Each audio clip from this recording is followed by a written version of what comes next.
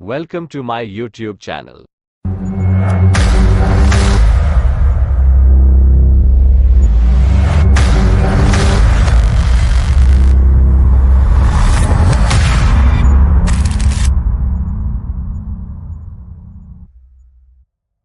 गुरु शिष्य पर हिंदी कहानी।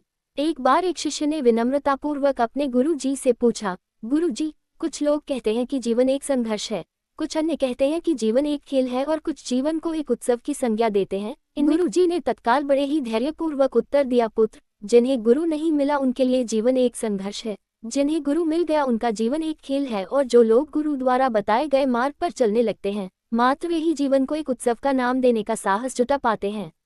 यह उत्तर सुनने के बाद भी शिष्य पूरी तरह से संतुष्ट न था। गुरु जी को इसका आभास हो गया। वे कहने लगे, लो, तुम्हें इसी संदर्भ में एक कहानी सुनाता हूँ, ध्यान से सुनोगे तो स्वयं ही अपने प्रश्न का उत्तर पा सकोगे। उन्होंने जो कहानी सुनाई वह इस प्रकार थी। एक बार की बात है कि किसी गुरुकुल में 3 शिष्यों ने अपना अध्ययन संपूर्ण करने पर अपने गुरु जी से यह बताने के लिए विनती की कि उन्हें गुरु दक्षिणा में उनसे क्या चाहिए। गुरुजी पहले तो मन मन मुस्कुराए और फिर बड़े स्नेहपूर्वक कहने लगे, मुझे तुमसे गुरुदक्षिणा में एक थैला भर के सूखी पत्तियां चाहिए, ला सकोगे?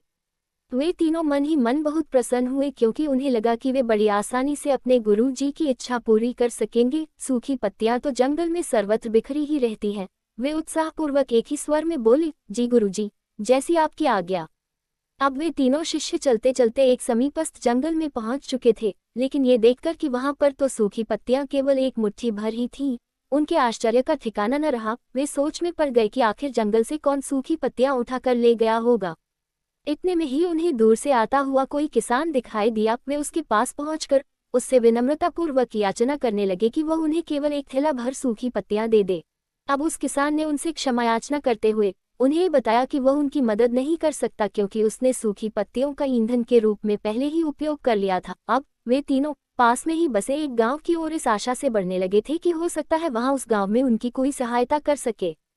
वहां पहुंचकर उन्होंने जब एक व्यापारी को देखा तो बड़ी उम्मीद से उससे एक थैला भर सूखी पत्तियां देने के लिए प्रार्थना करने लगे, लेकिन उन्हें फिर से एक बार निराशा ही हाथ आई, क्योंकि उस व्यापारी ने तो पहले ही कुछ पैसे कमाने के लिए सूखी पत्तियों के दोने बनाकर बेच दिए थे। लेकिन उस व्यापारी ने उदारता दिखाते हुए उन्हें एक बूढ़ी माँ का पता बताया जो सूखी पत्तियां। भाग्य ने यहाँ पर भी उनका साथ नहीं दिया, क्योंकि वह बूढ़ी माँ तो उन पत्तियों को अलग अलग करके कई प्रकार की औषधियां बनाया करती थी। अब निराश होकर वे तीनों खाली हाथ ही गुरुकुल लौट गए। गुरुजी ने उन्हें देखते ही स्नेहपूर्वक पूछा, पुत्रो, ले आइए गुरुदक्षिणा।